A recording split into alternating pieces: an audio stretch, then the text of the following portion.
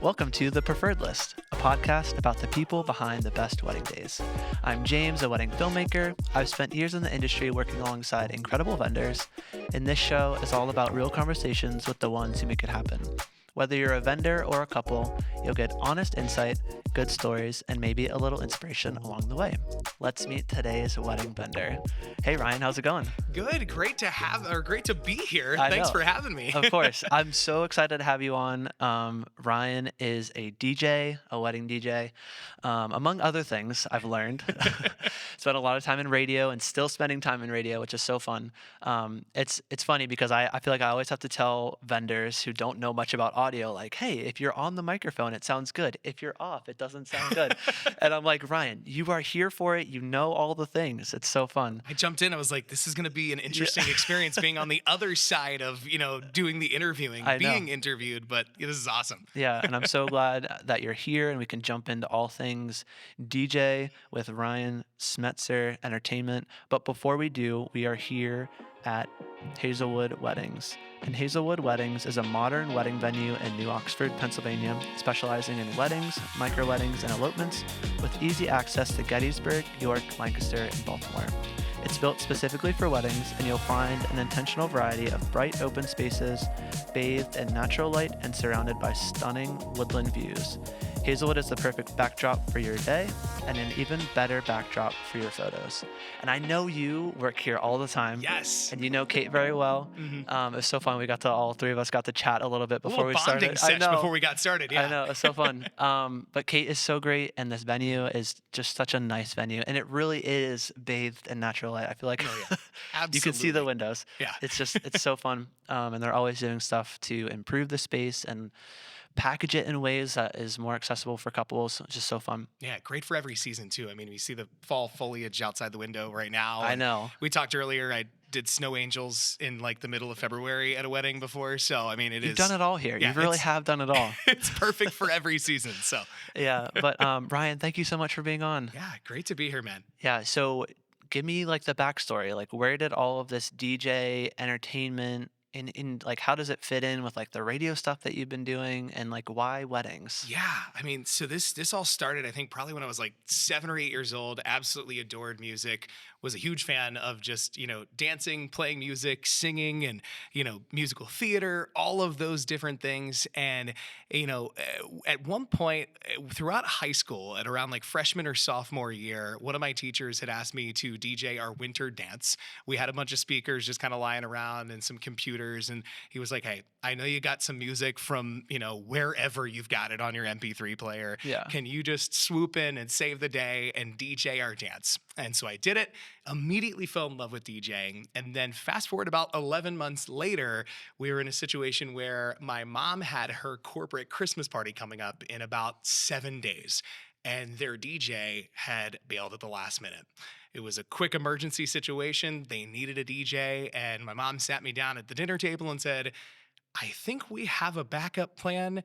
Are you available to DJ? And I was like, well, Mom, yeah, we could, but I have literally nothing that we could use to DJ. So my parents had bought me my first set of DJ equipment. And when I tell you it was as bare bones could get, we bought, like a $400 set of DJ speakers from Musician's Friend, a cheap little mixer, and my computer was the old desktop tower from our downstairs basement. It's incredible. I literally gutted the thing, got rid of all of the software on the whole computer. And I mean, like, we're talking all of the computer games from when I was like 7 years old, got rid of all of those things. And the only thing on that computer was virtual DJ and all of my music files. And we hooked it up, put a monitor there, sat it all at a table, put a little pink disco ball that I took from my sister's bedroom and sat it at the table, hooked it up to all the speakers, and that was what I used for my mom's corporate Christmas party. And that was the start of it all. And I grew that into doing, Sweet 16s and school dances during my high school years. I went to a school for performing arts over my 4 years of high school. And so that's awesome. Doing a lot of, shows and rehearsals and performances, I didn't have a ton of time to do a part-time job. And so my part-time job was doing DJing because I Yeah. was able to kind of choose my own schedule and have that kind of flexibility, so to speak. And so I did that for a majority of my time in high school. Didn't start doing weddings until I graduated because I didn't want to have that aura of, who's this 15-year-old Teenager. that's Yeah. playing music at your biggest day of your life. But Hey guys, welcome to the. yeah, hi everybody. Yeah. It's great to see you all. So I literally did my first wedding the Saturday after I graduated. I That's graduated from awesome. high school, and right away, the weekend after I graduated, I did my first wedding. It was in like I think it was in a high school cafeteria, and it was very quick wedding. It wasn't the biggest thing in the world, but it was honestly the perfect starting point. And from that point on, from about 2013 onward, I've been doing almost exclusively weddings since then, and it's been just an absolute blast. I do about 40 or 50 weddings a year, and it's just one of the most biggest blessings that I get to do is just being a part of somebody's biggest day and biggest celebration. We mentioned obviously working in radio. I get to kind of throw a party in my own studio and Yeah. and just kind of throw a party with myself in my home studio with my two cats, and then on the weekends I get to throw a party with a couple hundred people on the biggest day of someone's life. And so it's an absolute blessing. Yeah, and I'm so excited to peel back the layers on the music side of stuff, Yeah. like the DJing and the mixing and all that stuff. Mhm. But just to like stick on your story a little bit, I'm just like picturing like if you could picture like a DJ setup, like a clean DJ setup. There's just a nice little laptop there. You got the big board in front of you, like the big discs that are spinning, the nice speakers. I'm just picturing that first setup It being was the opposite. so jank, just so jank. When I Like tell the you, desktop thing there, like I can't even picture like where you would put the tower. Like, is it on the thing that spins around? Like I could I mean, like it was gigantic. You had the yeah. tower here. You had the monitor, which was, a flat screen monitor at least, thank goodness. I had the keyboard, the mouse. Like I Yeah. legit looked like I put together a cubicle It's a as my DJ Frankenstein booth. DJ booth, It yeah. was hysterical. I've got a picture of it, and it's the funniest thing in the world because then I think I even went out and bought a banner from like Vistaprint. And this is like, when The Vistaprint didn't OG, have yeah. like really nice designs. It was when they just had kind of the basic of the Yeah, you basic. could put circles and squares Right. and some text. And a very simple picture of a pair of headphones basically. And so that's what I had in front of the booth, duct taped onto the Yeah, yeah. table. And it's cool because people talk about like the humble beginnings, and that was Yeah. the textbook definition of humble beginnings because I was able to obviously then make enough money to pay my parents back for that system, and then grow into having a bigger system, and then obviously up to now having a much better system Yeah, than yeah. a tower You computer. won't see the tower computer Yeah, anymore. yeah. I think the tower computer's somewhere in a trailer. It Yeah. still exists somewhere. It's definitely not in a landfill. So Yeah. because I think it's one of those things where I was like, I want to keep that as a It's like a museum memory. piece in the museum of my mind. Yeah. So Yeah, it won't make an appearance, but there must have been something in that. Like I'm picturing the young you that got asked to do the DJing at the dance, and that would probably be a little bit more resemblance of like the dance party esque vibe that you get at a wedding. I can't imagine that at your mom's Christmas party you were like, "Uns, uns, uns." Like I'm not picturing that.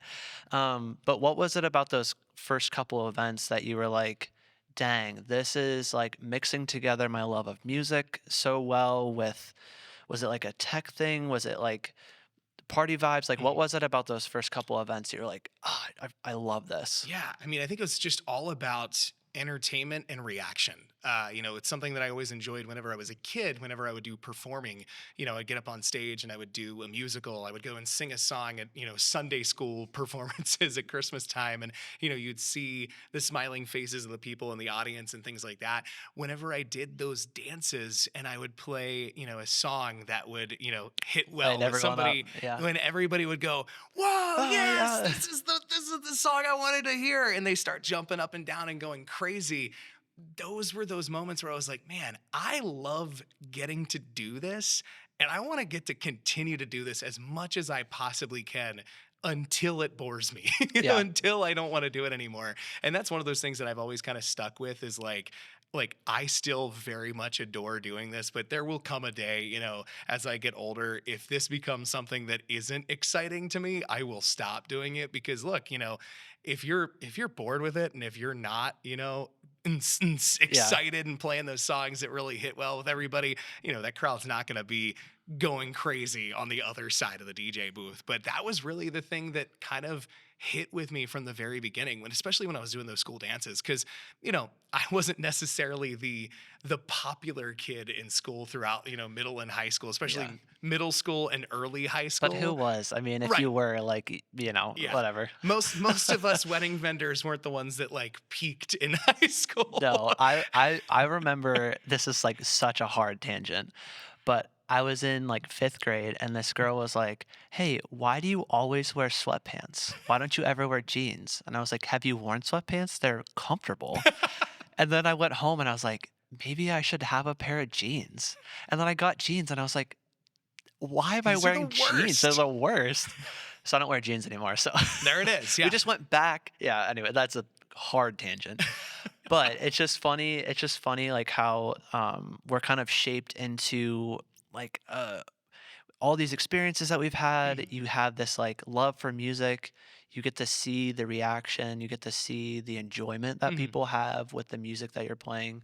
Even if you're not like performing it in a singing kind of way, Yeah. Yeah. but you have that kind of like, oh man, it's so fun to see people enjoying the music and Yeah. enjoying the next song that you pick, kind of crafting that party vibe.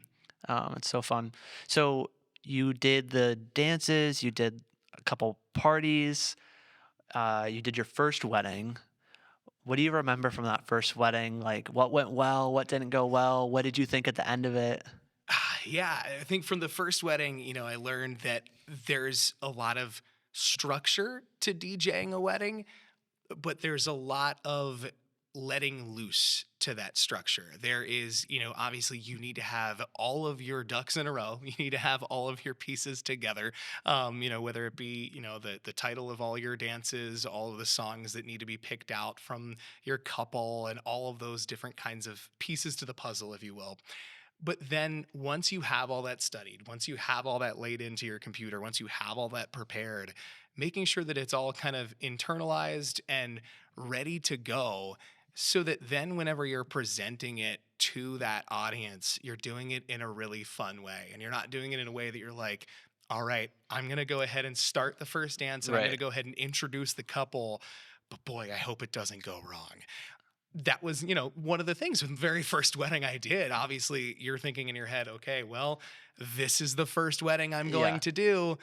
I hope it doesn't absolutely crash and burn because it might be the last. And so for me in my head, I'm like, all right, I need to make sure I have all this kind of together. And there were a couple of moments where, I'd be making those announcements and I'd think in my head, okay, I could have done this better, and this better. And, you'd see some of the reactions from like, different people like in the crowd and stuff like that. And, you couldn't help but overthink some of those moments. And so after that was kind of where I was like, all right, not only do I need to make sure that I am prepared and as over prepared as I can, but that I have everything as internalized as I can so that I go at it with a confident kind of demeanor, an optimistic demeanor, Yeah.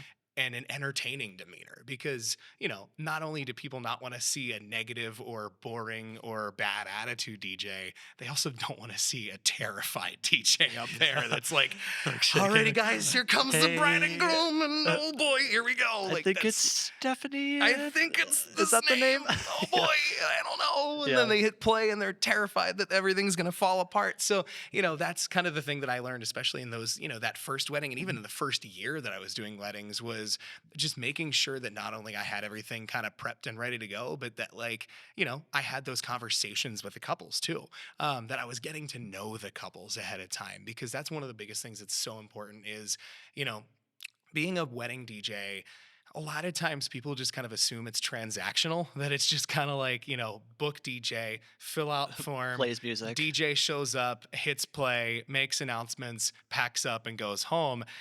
I try to make sure that I build those relationships with those couples because I want to make sure that like whenever I'm up there introducing the couple, playing music for the couple, that like first of all that wedding is customized musically for the couple, but also that like when I'm presenting all this stuff, people that are there at the wedding can think to themselves, "Man, does Ryan did Ryan know the couple beforehand? Did Ryan hang out with the couple?"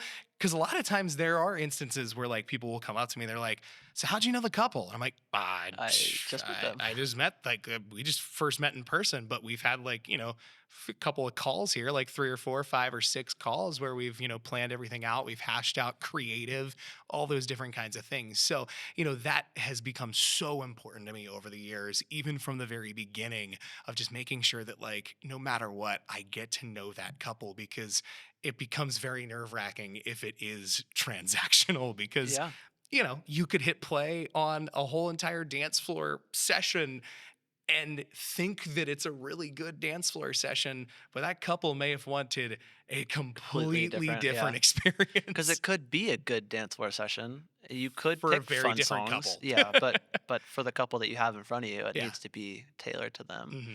If there's a newer DJ that's listening or someone who's like, "Man, this all sounds so fun. Hmm. Like, I love music.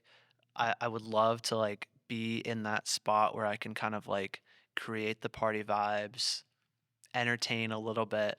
What would be your best advice for them kind of like getting started? Maybe even just like what you wish you knew at that first wedding now that Hmm. you've been doing it for so many years. This is gonna sound so like hot takey from the very beginning, but don't be afraid to be the anti-wedding DJ, wedding DJ. And that's something that I have kind of stuck with over the last couple of years, and it's something that I wish I would have kind of stuck with from the get-go. Meaning, going back to like the customization thing, making sure that the couple is able to kind of have everything catered to them, blocking out that thought process of everything has to be the most cookie cutter wedding DJ wedding session. Meaning, like, here are the 10 first dances that you need to do. And if Yeah. not, it's not going to sound right. Or here are the best introduction songs. And man, if you don't do those, it's just not going to be right, Yeah. because again, I always want to make sure that it is as completely custom tailored to the couple. And so a lot of times whenever I like send a worksheet to, any couple, I say, "All right, guys, here's your worksheet. But when you're filling it out, I want you to be thinking about what songs you like together, what songs you want to hear on the dance floor, and feel free to write as little or as much as you humanly want." And then I even have like an anti-block where it's like a Yeah. do not Don't play. play. Yeah. Yeah, do not play section. And a lot of times they'll be like, "Oh, well, you'll be I trust you." And I'm like, No. "Don't." Yeah. Meaning Specifically, don't. specifically don't. I'm like, trust me that I'm going to, do For your sure. wedding to the For best of sure. my ability, but I don't want you to go into it assuming that I am going to be in both your brains and I'm going to know Because exactly you're what you're going not to gonna hear. know those do not Yeah. plays. Because it could be, I don't Hmm. know. It could be the biggest song now, Yeah. and the couple could be like, really don't like that Yeah. song. And if you don't say it, I mean, you might play it. I can't tell you the amount of times that, I will have couples that will submit their form and say, "I want to hear as many Taylor Swift songs as humanly possible." And then the next night, I will do a wedding where it will say, "If you play a Do Taylor not. Swift Yeah. song, I will unplug your gear." So, like, You're like, and please let me turn the speakers off first. and I love both weddings equally. Personally, I am a Swiftie, but I love both weddings equally Yeah. because, again, it gives me an opportunity to really creatively tailor each wedding completely differently. We're out of an era where, it used to be back in the day when you would do a wedding, it's like, all right, for the next 2 hours, you're going to hear Footloose and the Electric Slide Yep. and the Cupid Shuffle and Love Shack and Whitney. And those songs are great. They're classics, and sometimes they do work for specific couples and specific occasions and specific weddings, but sometimes they don't. And so, like, a lot of times I will meet with couples and say, "What are you into? What do you want to hear? what do you absolutely not want to hear? Because I will make sure that I'm avoiding that like the plague. And so one thing that I definitely would have probably, put on a dry erase board and put on my wall in my office at the very beginning was, don't be afraid to be the anti-wedding DJ, wedding DJ, Yeah. of blocking out that thought process of, man, here's that top 100 list of dance floor anthems. Yeah. I've got to make sure I I gotta am hit all playing. of them. I Yeah. got to hit all of them, and I can't go away from this, or I'm a bad wedding DJ. Yeah. Yeah, so that was definitely one of the things that I would definitely tell a newer wedding DJ is, hey, don't be afraid to jump outside of the norm, especially if it's something that the couple's looking for, because sometimes you'll have couples that'll come to you and say, I want an all pop punk wedding, or I want an all Yeah. country wedding, And it or might not even be your favorite music, Mhm, but if you're willing to kind of like put yourself aside and figure out what the couple wants mhm, and just run with it and do your best with what they want, mhm, you're gonna have a more packed dance floor. It's gonna be way more fun. You're gonna see the couple in the middle, like doing all the stuff, which yeah, is for me as a videographer, I'm like, if they're dancing, go away.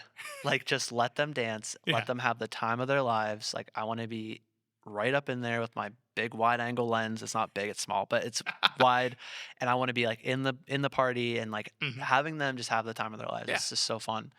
For the couples that are listening that are like maybe they're not into music mhm, as much, maybe they just don't have like a strong preference, but they're worried about like picking songs or picking a playlist or sharing a playlist with you for inspiration where everyone's going to feel like they've heard a thing that mhm. they like. Maybe the older crowd, I don't know if it's Love Shack or if it's something else or if it's like YMCA. Like, how do they kind of navigate? Like, they want everyone to have a good time. Maybe they don't have a strong preference. Mhm. What's your kind of advice on that front? Yeah, I always say kind of, don't be afraid to play the balancing game of what you're going to enjoy, what your wedding party is going to enjoy, and what your guest list is going to enjoy. And that is something that I also take the wheel on whenever we get started with dance floor time. I always joke that 80% of the job as the wedding DJ is reading the room. It's Yeah. it's taking a look at, okay, everybody's vibing with this genre. We're going to kick this into high gear for a little while. If I start to feel like it is kind of fading out a little bit, we'll go to another genre for a little bit, or we'll go to another type of artist, or that kind of thing. Yeah. And, so it's really all in reading the room, and that responsibility kind of jumps over to me. And so I kind of typically tell couples in those moments, like, hey, you guys, can take care of those creative moments of, putting in the song preferences that you have. And I can kind of help fill in those blanks of what everybody else is kind of looking for. And as long as it's not in those sections of the do not play, as if like they don't want to hear something, then, I'll typically slide it in there so that Yeah. everybody is kind of, enjoying it equally there on the dance floor. Yeah, I mean, obviously you have like an easy view of like everyone's on or everyone's not on the Yeah. dance floor. But is there anything else that you're looking for as a DJ that's Mhm, like, hey, everyone's having a good time if I'm seeing like this kind of thing happening or if I'm seeing the couple like is there anything else that you're mhm. looking for when you're kind of like reading the room and that? Yeah, yeah. I mean, I look for those, obviously, the audible reactions, like I mentioned before, it's funny the Venn diagram between like in my childhood or teenage years doing those school dances and stuff where Yeah. everybody's like, ah, going crazy and jumping up and down. And when I'm doing a wedding and people are at their table and they hear a song And they jump up and they to it. jump up and start moving to the dance floor, that's when I know I'm like a soccer player kicking the ball into the goal. It's like, man, okay, I've struck gold here because I was able to get somebody who was probably just sitting there eating cake on their phone, socializing, not even thinking about dancing, jumping over that way. Yeah. Same thing too, somebody that's there on the dance floor that's having a good time, enjoying themselves, but they're starting to kind of get dormant in that Yeah. kind of mode. When I start to kind of feel that out and get to a song where they're like, their eyes light up and they get into that kind of, mode of, all right, this is a great song.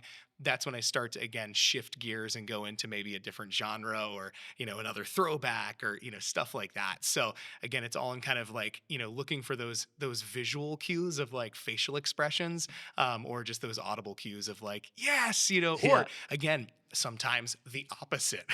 If I start to see a couple or the couple or anybody that's like, Yeah. or a lot of times I will like kind of like look, I won't usually look directly at, like the bride or the groom or the, the couple in general, if like I'm playing a song, because it seems kind of awkward if I'm like hitting play and I'm like, Do you like it? do you like this song? Is this a good It's a one? little weird, but I will check it out in kind of my peripheral vision of like, hit play, take a peek over. And, if I notice that they're kind of like,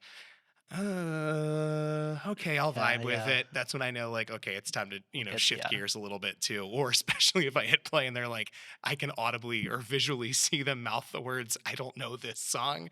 That's when we know, They're like, okay, "All right, we will get out of we're this one gonna real we're quick." gonna take the brief L. We're gonna hear that song for a verse and a chorus, and then immediately get out of it as quickly as humanly possible. Yeah. So, Speaking of hearing a song for a verse and a chorus, what's your style like in specifically like the mixing? mhm. So for context, the like give us a little bit of context for like the non-music minded people that like we say verse in the chorus and they're like, what is that? Yeah, yeah. I just listen to songs. Yeah, yeah. So obviously, there's many different types of, DJs, and even in the wedding industry, there's different types of DJs where, some will play the entirety of the song in full and then go to the next song, and some will go and do like, one verse, one chorus, and then shift to the next song, and, that kind of thing. I typically will kind of think about what the core of the song is, and make sure that like I'm playing the meat of that song before I go to the next song.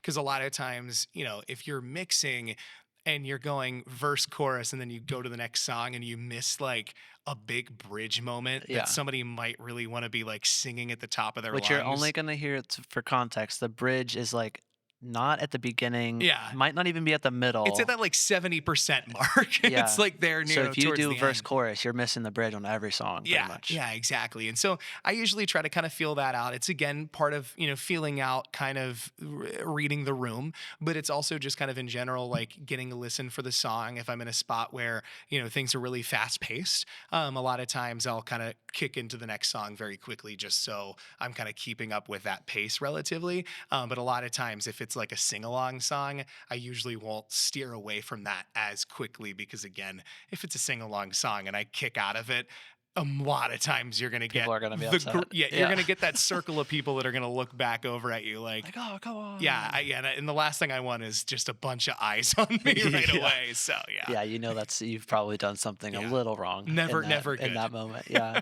Um, for the DJ who feels like, man, I've just really been like letting full songs play out. I would love to try to like mix a little bit quicker here and there. Mhm. Even what you're saying, there's still songs that you're playing all the way through. Um, but where do you get started in that process of like talk on like the stems, Mhm. talk on like the beats, Mhm. on kind of like mixing songs that go well together, and like how do you know what songs go well together? Yeah, honestly, the best starting point for that is really song organization and getting a read on your BPMs, which is your beats per minute.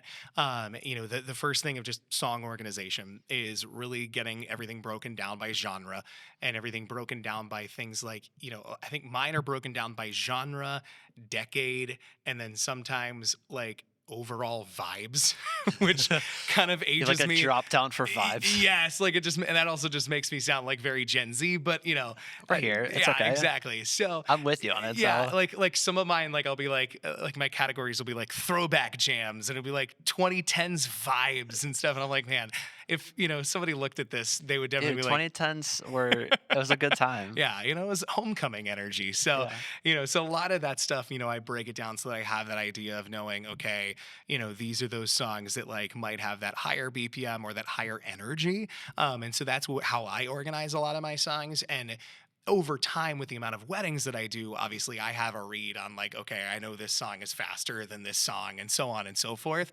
But then getting a read on just overall those BPMs, that's kind of the best starting point before you break into like stems and instrumentals versus acapellas and kind of doing that kind of So nitty you're really gritty. just organizing like the speed of the song Yeah, first, because yeah. you're from what I'm hearing and musically, like it's going to be really hard to go from some like 90 or 100 BPM song to something that's like 160 and like Right. way faster. Yeah, yeah, exactly. Because again, like I've heard it done before where sometimes you'll go from like, a song that's like 160 beats per minute and then you have one where you're like, "Man, okay, somebody really wants this song that's 90 beats per minute. Maybe if I kick it up to 160 and I transition to it, it might sound good." And then you do it and you're like, "Oh no, Oh no. I've turned it into a TikTok song, like those Yeah. ones that are like the sped up TikTok Yeah. sounds." And it works in some instances, and then again, some of them you get the eyes. So I'm trying, to avoid that. But it's one of those things where you're just kind of reading for those BPMs and just trying to stay as organized as possible whenever you're starting with that kind of general mixing. But again, it also really just kind of falls too into getting a feel for what the couple wants. A lot of times I'll get with the couple Mm. and be like, what is the vibe that you want on the dance floor? Do you want a ton of mixing? Do you want a little bit more of a calmer type of mixing where it's just kind of floating from song to song? Yeah. You Do you feel know, like they have a concept of even what that feels like? I usually kind of break it down a little bit so that I'm not like getting too like speaking in a different language. I You know know what I because we mean? talk music and you're like Yeah. BPM and this and that, and they're like Right. keys, and they're like you're gonna have a piano? Yeah, exactly. Yeah, Yeah. yeah, yeah. And so I never want to go like full like Calvin Harris on a couple because then it just makes it seem like I'm trying to like, you're like mansplaining Like DJing to somebody. sophisticated, yeah. Yeah, yeah. And so usually He's I'll a be like, sophisticated DJ. usually whenever I ask kind of overall like what kind of general vibe they're looking for whenever it kicks into the party and they explain what they're looking for, I usually can get that answer without really having to ask the That's yeah, specifics of like what we're getting saying into right the now, yeah. yeah, into getting into the science of it all. So that helps a little bit for sure. Do you do you find that you're kind of, like, mixing styles quite a bit? Like, you have a little bit of a faster pace kind of couple, and you have, like, a little bit of a slower paced Mhm. couple? Yeah, a lot of times for sure. Especially with the faster paced couple, slower paced couple, but also too with just different genres. We're in an area here specifically where a lot of people have an eclectic mix of different Yeah. musical interests. I've done a wedding before where the bride and groom had asked for a mixture of pop punk and homecoming dance songs.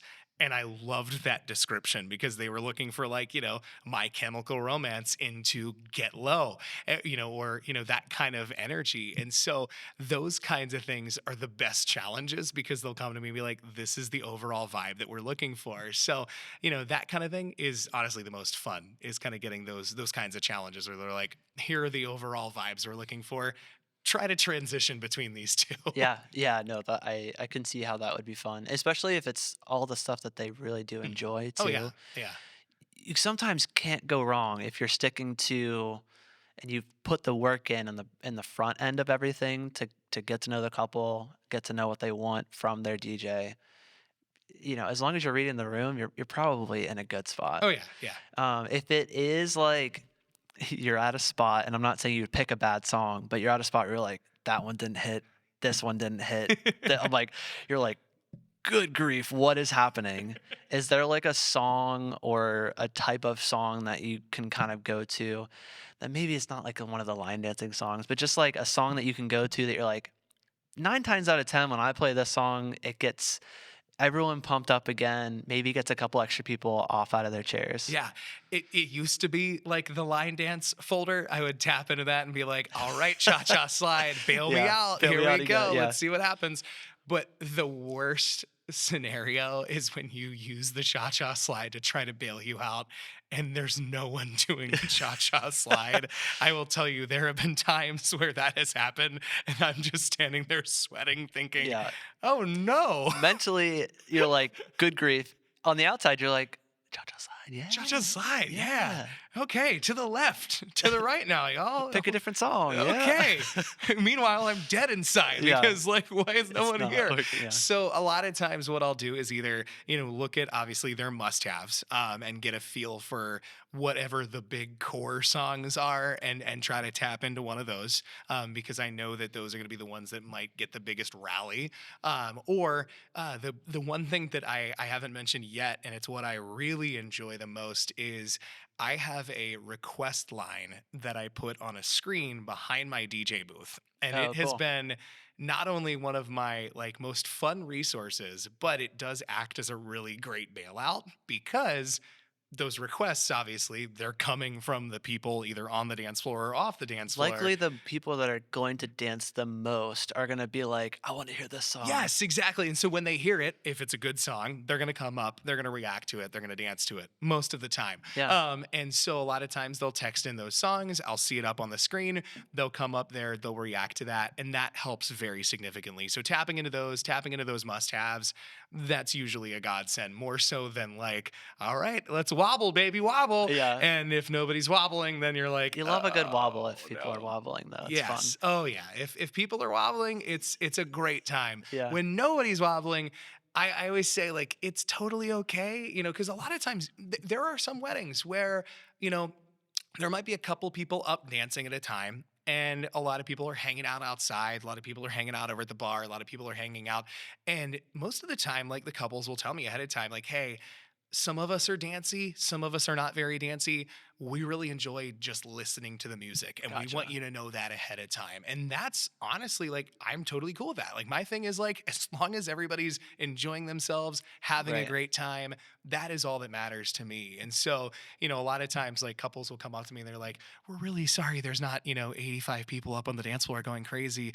Our friends just aren't very dancey people, and blah, blah, blah, blah. And I'm like, first of all, challenge accepted. Second of all, Yeah, like, right. that's totally okay. It's like, Like, "Are you having fun?" yeah, "Yes." "Okay, yeah, good." yeah. And that's what I Doesn't always matter. say. I'm like, are you having a great time? And they're like, oh my God, this is the best night ever. And I'm like, cool. All right. Yeah. Conversation's over. If there's a couple that's listening that's like that wants it to be a party, but Mhm. is worried about like, you know, it's obviously more fun when there's more people out and Mhm. there's more dancing Yeah. happening. But if they're worried, like, what would you say to them, in this planning stage of like, would you say like, hey, it's okay, or like how would you kind of guide and direct Yeah, them? it is totally okay in those situations that if they have a ton of friends that they know that it's gonna still have that party vibe and that party atmosphere, but they know that their friends are more of a cornhole crowd or they're more of a hang out by the bar and listen to the songs and sing along to them kind of crowd. That's their friend group and they have that understanding of that friend group. There's been a lot of weddings that I do where they might have a 4-hour dance session scheduled, and the first 2 hours they're hanging out outside, they're over at the bar, they're sitting at the tables, and there might be 7 or 8 people on the dance floor at a time.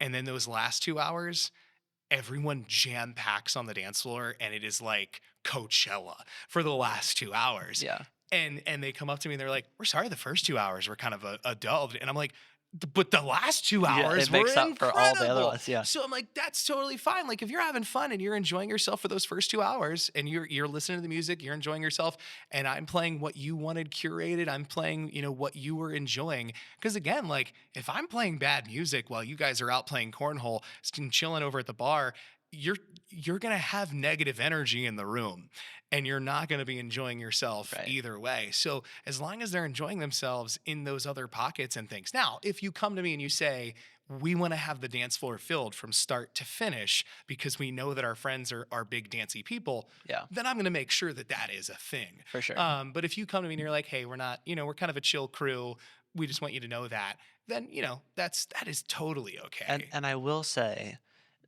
it is sometimes venue dependent. Hmm. And I'm curious if you agree on this because we've been at some venues that just they have a lot of stuff. There's like hang out on the porch. Hmm. There's cigars happening over here. There's a fire pit.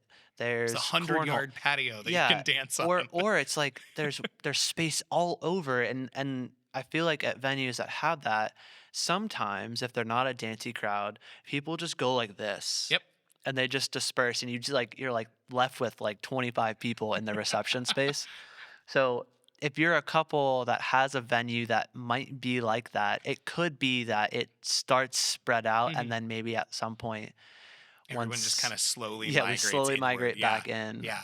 But have you seen that as Oh well? yeah, yeah, and that's I tell couples all the time because if I've been to that venue, like we'll have those conversations on our initial calls when we're planning stuff out. I'll ask them like, hey, where are we planning on having cocktail hour? Where are we having the ceremony? Where are we having the reception? And then I'll explain kind of based on their itinerary, based on the order of the reception, even if I'm not the coordinator, because I'm 99.9% of the time I'm not. I'll kind of go over it and be like, okay, from my perspective, this is where kind of everybody kind of migrates to, and Yeah. this is where everybody reconvenes at this given time and parties and has It's gonna a, look a a little different at first. yeah, Yeah. exactly. And I give them kind of that idea of like, this is what you could expect. It may not end up going this way, but this is what sometimes happens. This is what sometimes happens over here. This is what happens over here. Yeah. And you can kind of set it up. Because again, not all venues are created in the same exact way. And that's what's amazing about a lot of venues. But it also creates that atmosphere where, somebody can go over here and hang out. Somebody can come Yeah. over here and hang out. It's like a choose your own adventure Yes, for your guests, exactly. which is fun. Yeah, It's a fun yeah, thing.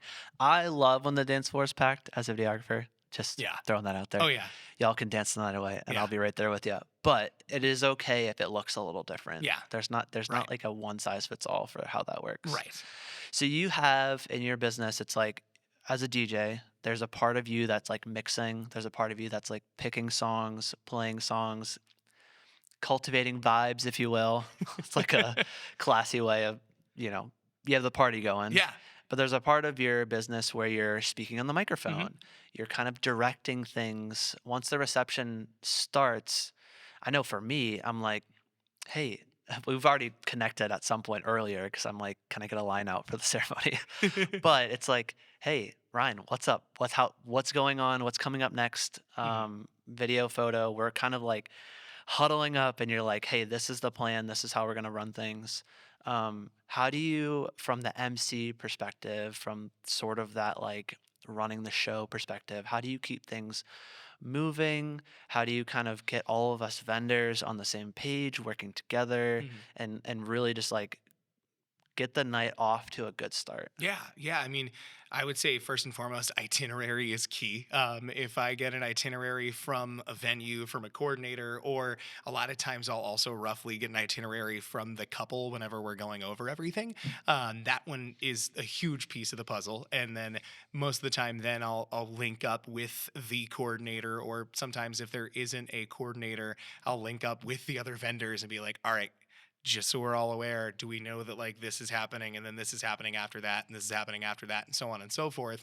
Because there is never more of a nightmare than when I get on the microphone and say, "All righty, folks, it's now time for the parent dances. Hey, please direct your attention to the dance floor while Jessica dances with her father." And then I look over, and the poor photographers and videographers We're are like, like in the other room, and they're like throwing their plate yeah, down and running to the cameras because there was a miscommunication. And so I always really try to strive to make sure that like everyone is in the loop before any of that kind of stuff happens. Cause a lot of times there will be moments where like, you'll have like a relative or a friend or somebody in the wedding party that'll come up and be like, hey, we're ready for like X, Y, and Z to happen.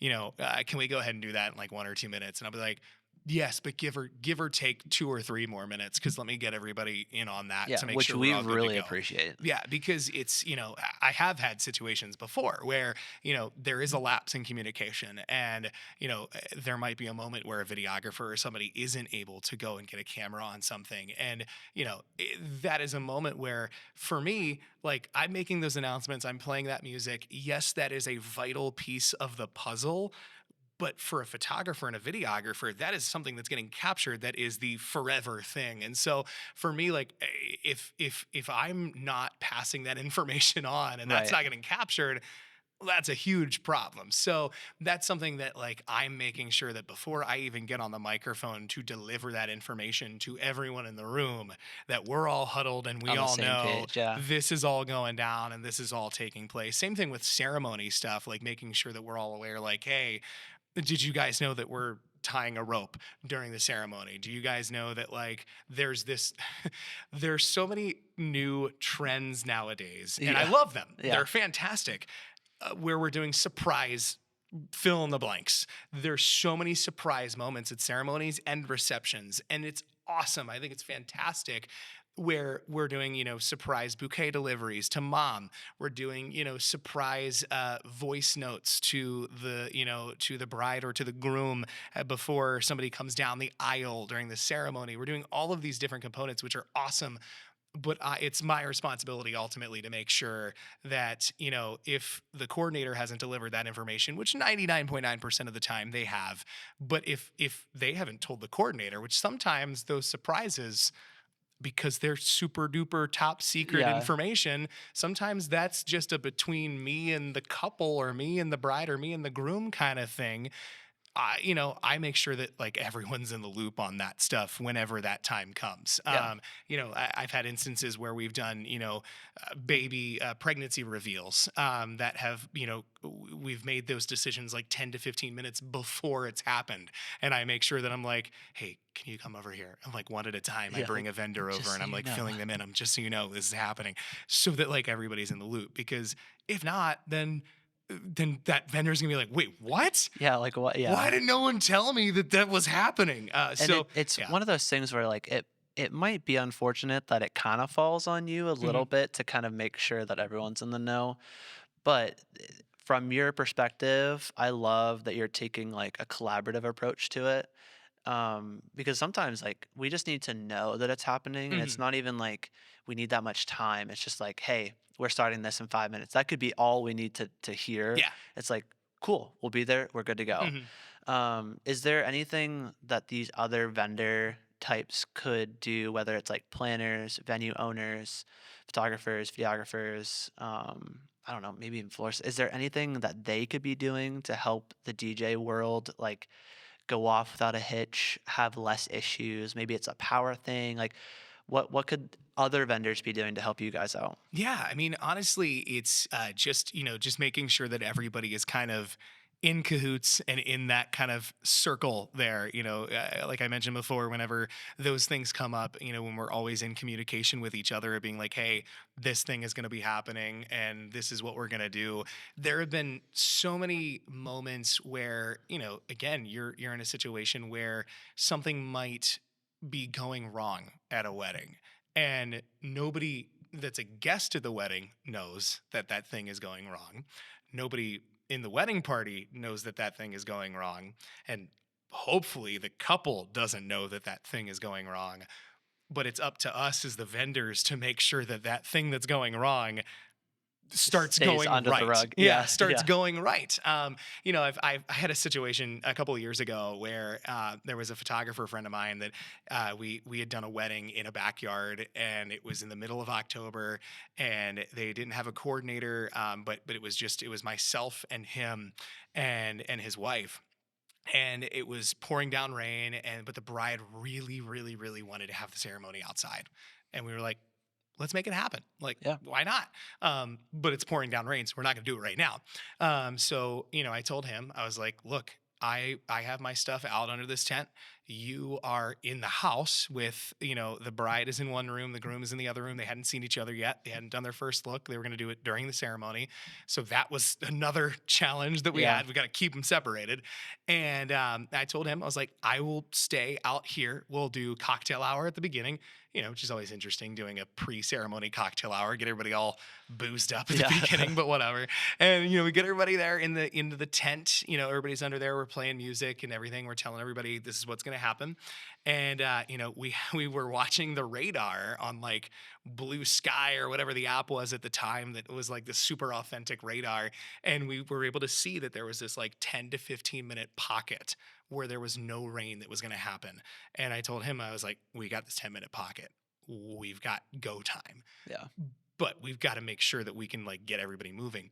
And so the second we knew that was going to happen, we got all the guests out to the cornfield where the ceremony was going on. We ran them out there and we got the bride and groom in position. We kept them separated by like a wall of some sort that we created, and we got him down the aisle. We got the ceremony done. We were making hand signals to the pastor to make sure he was like skipping over things so we could got through it all.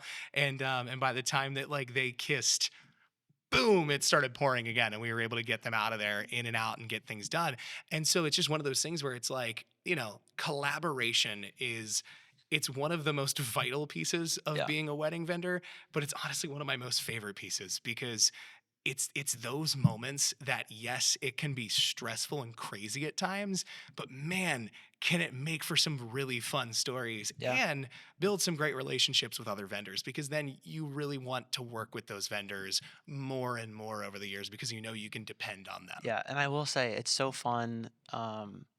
Like I started this podcast and then have had a couple weddings since like the first couple episodes have come out, and Mhm. since I've been recording so many.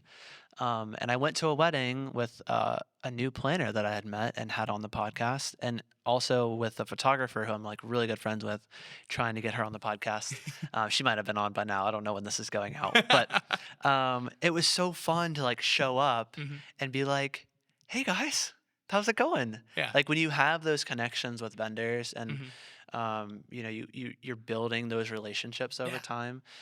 It makes the wedding days so fun Mhm. from like a business I'm working now kind of Yeah, mindset. right. And I mean, there's been some vendors that, I've either been like vendor friends with and then later on done their wedding, or it's been the other way around. I've Yeah, done their wedding and then they've become a wedding vendor and we've been like attached at the hip for many years. And those are some of the best relationships that I've made just over the years, are those where it's like, hey, we started working together and then I did their wedding, or I did their wedding and then they decided, hey, I'm going to join this craziness that we call the wedding industry. yeah, And now we do a ton of weddings together. So that kind of stuff is just awesome. Like it's all one big, wild, crazy family. And yeah. it's, Dysfunctional yeah. and all. So I think that picking the right DJ is imperative Mm, for what the evening looks like. I wouldn't necessarily say, and maybe you can agree or disagree on the ceremony side of things, mhm. a little less important. I mean, Sure. it's nice to know that professional equipment's being Right. used. There's Yeah. not mics that are cutting out. Yeah. You want to make sure nobody's phone is ringing through the Yeah. speakers or anything like that. So it's important to Mhm. have the professional doing that. Mhm. Not saying that, Mhm. but there's a huge difference in DJ styles, the professionalism that someone can bring to the reception side of things. Could you speak on like why it's important from your vantage point being a Mhm. DJ to pick a good professional DJ, and then even like how does a couple find the right one? Mhm. Because what I heard you say before, it might have been before we started, or maybe since we've started, community over competition. Like you would much rather send a couple that you're already booked for that date to Mhm. another awesome DJ, and they might have a similar style and they might have a completely different style than Mhm. you, but there's gonna be like a good fit for a couple. Mhm. So like I know I'm like throwing like six questions in there, but to No, it's clarify, a good one. Yeah. yeah, to clarify like why it's important to Yeah. find a good one, a professional DJ to do an amazing job, and then how are couples supposed to navigate and find one that fits them the Yeah. best. Yeah. I mean, it's very important because again, ultimately the reception and that whole ceremonial piece to the puzzle is one of the biggest moments of the wedding. Obviously, we talked about it with the ceremony. Walk down the aisle, you do your formalities, all those Yeah, kinds of pieces, and then you're down and you're good to go. Those, that is vastly important. And, you have a rehearsal for it, you have all that preparation. Awesome. The reception, a DJ can make or break that moment, and having a DJ, not even a good or a bad DJ, like using those words, I try to avoid using that. It's having like a well prepared DJ and a DJ that fits your personality really can make or break a couple's wedding. Having a prepared DJ, meaning one that knows what songs to play in the biggest moments, what song to play in your intro, knowing that it's the right version of the song. Because, quite frankly, if somebody picks a first dance and it is, a song by, Morgan Wallen, but they want the acoustic version, you better be playing the acoustic version, because Yeah. sometimes the non acoustic version might be not a first dance kind of situation. And that is going to sound and look very strange Yeah, for and sure. very embarrassing. So, those kinds of moments, making sure that your DJ is well prepared, making sure your DJ is well spoken, because those announcements are, very important. Making sure that when they're doing introductions, when they're announcing tables, if that's a piece to the puzzle there, introducing toasts, all of those kinds of things, making sure there's professionalism to that. But it's also imperative that they fit your wedding well. Whenever you have those calls and those consultations with a DJ, the first thing that I ask, because a lot of times whenever I do these calls, the first thing that they do, they're like, all right, give me your spiel. Yeah. And I'm always like, What? I, I struggle with giving the spiel because, first of all, I'm not really a salesperson. So I'm never Yeah. like, alrighty, well, let me tell you about my Yeah. DJing business. I I'm a think it's lovely pretty guy. great, but I think you should think it's great. Yeah, Yeah. here's my snake oil bottle. Let's tell you about it. Like, it's just not my thing. So I'm always And like, they're like, sold. yeah, and so like I'll hit him with like the custom thing and talking about how like I really like it to be what they want and what their wedding vision is. But then I immediately throw it right back at them of like, what is the vibe that you're looking for your wedding? And sometimes they'll tell me in the description when they like fill out the initial form before we jump on a call. Like they'll be like, this is what we're looking for. We want it to be a big wild party, or we want it to be this kind of a theme, and da da da da da, all those kinds of things. And there sometimes are instances where I will be like, all right, cool, let's make that happen. That's a great vision. That's a great opportunity. And then sometimes, couples will come to me and be like, yeah, that's, I don't know if it's a great match, and a lot of times, like you mentioned, there is that community of DJs that I'm very good friends with. Right. And not only is it a situation to where if I'm not available, I can, pass them on to other DJs that I can trust will do a great job, and have a prepared kind of product for them. But sometimes there are DJs that I know will have a better kind of match for what they're looking for. Mhm. And so, not all DJs again are the same, because again, I think, that kind of day of the cookie cutter wedding DJ is very over. Yeah. And so that's kind of really what I always say is like, really make sure that the vibe that you're looking for your wedding, especially the reception and the overall energy, the overall thematics of it all, match the DJ that you're booking. And if not, that they're going to be able to match it in some way, shape, or form. And if not, find another Yeah. DJ. Well, it's like weird too because like for us, for my business, Light Ridge Studio, they can go and watch a film. Hmm. They can go and see like, okay, here's this film, here's that film. Yeah. They can take the summation of any films or film that they watch Mhm. of mine and be like, okay, I can see him creating our I film. love where you're about to go with this. It's gonna be similar Yeah. in a way. It's gonna be unique, but it's Yeah. gonna be similar. There's gonna be story. It's gonna be emotionally driven. All those things. Hmm. But for DJs, it's like, oh, so you play the songs. How do they know if you're a good DJ? Hmm. And honestly, like, Or even just like not good and bad, because I know the good and bad sure, thing. yeah, yeah, yeah. But even just like that you're gonna be a good fit or you're Right. gonna do the like And honestly, like that's why a lot of times whenever I'm doing a wedding, I'll try to even take like a 30 to 40-second reel at the wedding of like, me behind the booth, jumping around and going crazy to Mr. Brightside, or, like I mentioned before, doing snow angels out in the snow here at Hazelwood after the wedding to show that like this is my personality. This is the kind of personality that you're Yeah. going to get whenever I'm, helping you prepare your wedding day and at your wedding day. Like And it's I that. don't to clarify too, if you don't want the snow angels in the jumping for Yeah. Mr. Brightside, Yeah. you know that Ryan does that, and you know very clearly, like, Yeah. if he's gonna be a good fit. Yeah. So it sounds like from what you're saying, like, if you're seeing the personality on social, Hmm. on the website of whatever DJ that you're deciding on, Hmm.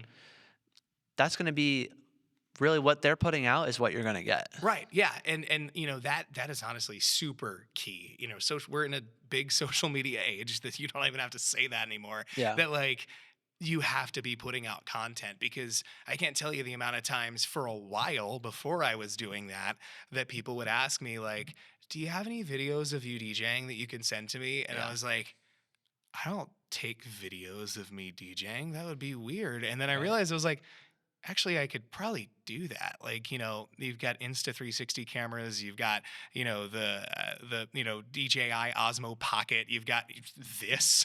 Yeah. Like, there's so many different means of like me just Getting propping something something. up, Yeah. or just getting creative and making reels that tell the story of me DJing at a wedding. I did one recently where I was DJing down in North Carolina outside of Charlotte, and they had me DJing with a live drummer next to me. Oh, And that's so so I cool. made sure to feature that in a video where I was showing myself jumping around Something DJing different. with Yeah. a drummer next to me. And so showing that fact that it's like, hey, this is the wedding that I just did. This is why it was unique. This is why it was fun. And telling those stories, that's how I show myself DJing, just so it's not just like, here's me. Here's like a Do you here like yeah. it? Do you like it? You're like, If "I can't not, even hear the music." yeah, it's like this is it. Yeah. Because again, like sure, I could do, full length videos of me mixing of, here's an hour of me playing a wedding or, that kind of thing. But my way is just kind of here's me showing you how golden retriever energy I can get Yeah. sometimes whenever I'm doing a You're like, wedding. "This dog is 8 years old and Yeah. still acts like a puppy." Yeah, You're like, yeah. "Yeah, that's Ryan." Yeah, that's Ryan at a wedding, in a nutshell. Yeah, and so that's kind of like where I create that content now to be able to show people this is how I do a wedding. This is how I brand Yeah. myself as a wedding DJ. And that's how I create that so that then whenever people are like, "Do you have any videos of you DJing a wedding?" and I'll be like, Like, "Check out my TikTok." Or sometimes I'll have people that will reach out and they're like, "Hey, we were like searching for wedding DJs on TikTok and we saw like this wacky video of you like jumping around with a bride behind the DJ booth. Some like there's been some where it was here at Hazelwood where they like yeah. saw videos of me like running around with a bride, like where they had like sunglasses on and stuff. And they were like, we saw that and we were sold. Yeah. So like, how do we book?" And I will say, like, I don't think that every couple is like a jump on a call, do a Mhm. video call, do a phone call Yeah. with a vendor. Oh yeah. But if you are concerned that it's gonna be a good fit or you're not sure, ask for a call. Hmm. Because if you're not sure, you're gonna get the vibes, you're gonna get the personality on the call, and it'll be a much easier decision, I feel. Yeah. Not to say not every couple I feel like is the like jump on the call. I'm Yeah. always like, let's do a video call. Yeah. Yeah. Yeah. Because like I want to put a face to the name a Yeah. lot of times, Hmm. and I want them to be able to do the same. Yeah. And I always say on the call too, I'm like, I hope at the end, one, you know more about Mhm. my service, my category of Yeah. service, but two, hopefully you've got a ton of questions answered and you have a better idea if like I'm the ideal videographer for you, Hmm. and we can kind of just like make it all transparent and not this like weird like Hey there. Yeah. I'm a And vendor. Yeah. and we can bond over our pets too. That's usually Yeah. the best moments as well, is they get really apologetic because you'll be sitting there and they're like on the couch talking to you about their wedding and their dog jumps in front of the camera or like knocks their phone over and they're like, "Oh my God, we're so sorry Yeah, about you're like, no, Skip." I want to see And I'm more like, of Skip. "No, give me Skip. I want Skip's picture." Also, is Skip getting a cocktail named after Yeah. him? If not, he should. Yeah, and then I'll show them Jack and Crush, my cats. So like, and I always do my most of my calls from in my home studio where I have literally a hand painted painting on canvas of my two cats behind me at all times. So like, they get to see the full personality of like who I am whenever I do those calls. So video call, I love getting to do I those. love a good video Yeah, call. it's always the best. So kind of keeping along with that like business mind, like speaking to other vendors in the like systems and habits, like what are you doing in your business that helps keep you organized and helps keep like who's couple like the names and all the details because you're gathering a lot of information. You Mhm. have like song lists and playlists and like specific songs for specific moments Mhm. and you want to make sure all that stuff is organized. Yeah, yeah. I mean, everything has to. It's so crucial to have everything organized, to have everything backed up. I mean, you know that from a videography Oh, perspective, because if you lose yes. footage, then it's not really a good thing. Yeah. So for me, obviously, like I think it was probably about 10 to 12 years ago I moved from doing like having everything on Google Docs or Microsoft Word documents to moving to an actual like CRM program and Yeah. moving to an actual like booking software online that was cloud based and doing all that kind of stuff where every couple has their own portal where they can go and they can book and sign their contracts and do their invoice and pay all their stuff and fill out their worksheet. And that has been such a godsend. And being able to use that to schedule calls and keep everything kind of under one roof, Yeah. but also have everything backed up beyond that in its own way, because you never know if something were to go wrong, if a server shuts down and you don't have access to that. I had a wedding one time where I saw that like that particular website was down and it wasn't even down for maintenance. I just think the server had crashed or something. And so I had everything, screenshotted and downloaded onto my iPad, onto my phone. So it was ready to go. So having all that information backed up is crucial. Yeah. And then having all the music kind of backed up to the cloud, backed up to multiple hard drives, specifically, for the wedding itself, but also the entire music library that I have for dance floor music, for ceremony audio. I put all of my ceremony music not only on like a local type of thing, so like on my iPad, on my computer, to be able to be played, locally on like its own thing on the device, but I also put its own kind of backup playlist on all of my streaming services, so like on Spotify and on Apple Yeah. Music. So in the event that I, don't have access to those files, or God forbid the files corrupt themselves or something goes wrong, I've got access to it there via streaming or offline via streaming that I can just jump onto. So having those backups and using those tools in their own way, fantastic. Yeah, And if yeah. you're if you don't have backups of things, like I even like audio wise day of, I'm like I want to have a tapped in to the DJ system. I want Hmm. to have the important people mic'd. I want to put a mic on the mic if you'll let me. Like I will put audio stuff Yeah. everywhere. And still there's some times that just like even with all of those backups, stuff Yeah. happens. But what we're trying to do with those backups in your business, the backups might not be music files in 6 places, Yeah.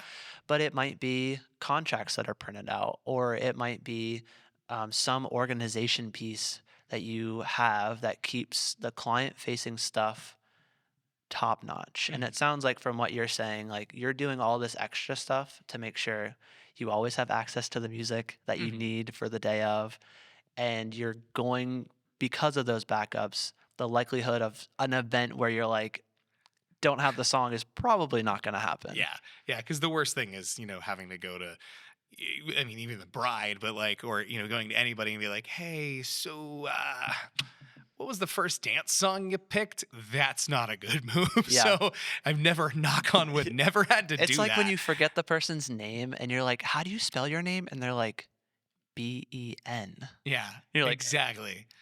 Yeah. "Cool." Same thing with pronunciations. Like I phonetically spell everything out on the like initial calls whenever we go over all of that stuff for like Yeah. introductions and stuff. I will put down, I'll be like, okay, cool. How do we say each name? How do we say each last name? So that whenever it comes time to line everybody up and do the introductions, I know how to say everybody's name at least somewhat, and we can fine tune it if we need to.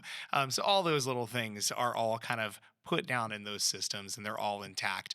Utilizing things like Canva and stuff for graphics that I put up on my screen, all those different things just really help make everything fully set up to win, so that there's not a situation to where I'm setting everything up on that day and I'm like, I've got this that I still need to do and this that I still need to do. Yeah, It's because you just, still need to do the job, yeah. and if you're stressed out because you can't remember a song title Hmm. or how to say a name, Right. you're, like, putting the fader in the wrong spot or Yeah. pressing the wrong button or Yeah. something, you It is get yourself just messed up. it is just have everything ready so that you can go in, set up, and do your business, and you're good to go. And it also, keeps the couple comfortable, because, I always tell couples, that one of the biggest questions that they have during one of the final calls is, when are you going to get to the venue?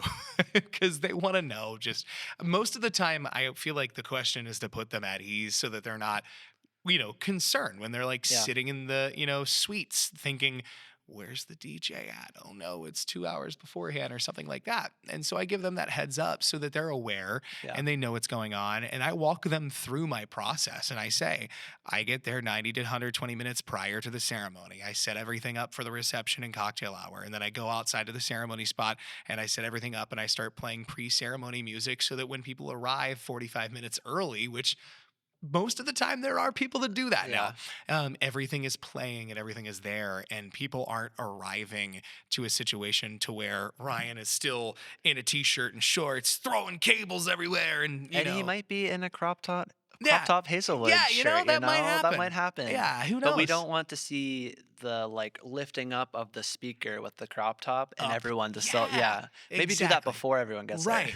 Yeah. And so that, it's one of those things that just puts whatever I can do to put the couple at ease in some Yeah. way, shape, or form. Because one of the questions I ask all the time on one of the next to last calls is, how we feeling going into the home stretch?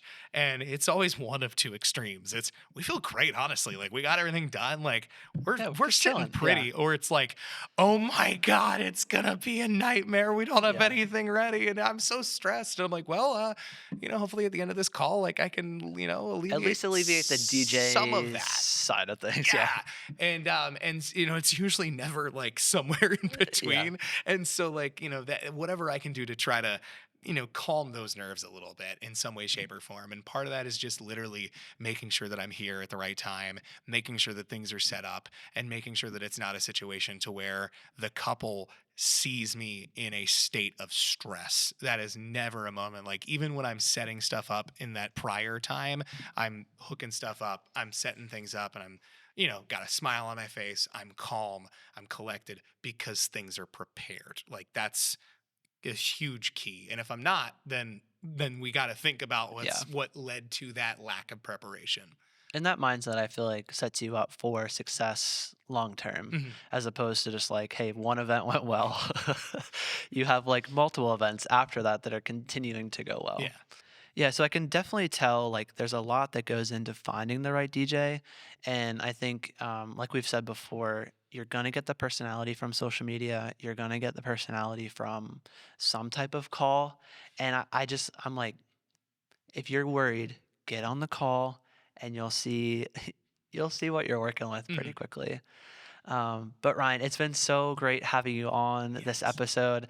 Guys, this has got to be the longest episode of the podcast history. I have no idea when this is going to go out, but it was so fun picking your brain on all things DJ, entertainment, business, serving your couples so well. And honestly, I just want to be at one of your parties. Oh yeah, we'll make it happen. Absolutely. Yeah. Thanks for having me on. This has been a blast. Yeah. So where can people find and follow along with what you're doing in the DJ world? Yeah, pretty easy. It's at Ryan Smetzer, pretty much is the handle for most of my social media channels on TikTok, on Instagram. RyanSmetzer.com is my website for the wedding business. So you can go on there. Quick little form for anybody that's interested in booking for anything is right down there on the bottom. And, all the social channels has all my videos for everything that I'm doing with weddings and Yeah. everything else in between with radio and all the other stuff that I throw in there Yeah, that's so whenever I have fun. time. Is there a good spot that you would prefer couples to kind of reach out if they're Mhm. digging like the vibe? Yeah, honestly, they can always shoot me a message on any of those social channels, or that little form there on the website is that easy kind of formal way of reaching out. Yeah. But I always say, good starting point is just shooting over that message and being like, hey, we saw such and such, or we heard this, and we're interested in hearing more about having you do our wedding, and we can start the convo from there. Yeah, guys, if you're not thinking Ryan's gonna be a blast at your wedding, I don't know what you just listened to. Because seriously, I just want to be at one of these parties that you're gonna put on. But guys, thank you for tuning in to this episode. If you're listening wherever you listen to podcasts, what's up? How's it going? Thanks for listening. Thanks for tuning in. It would be incredible. It'd be so incredible if you could leave us a review and just let me know how you're liking the podcast. Even if this was the episode that you left your review on, leave a little like, hey, what's up, Ryan? Because that'd be cool. If you're watching on YouTube, also, hey, what's up? I appreciate you guys tuning in to the video version.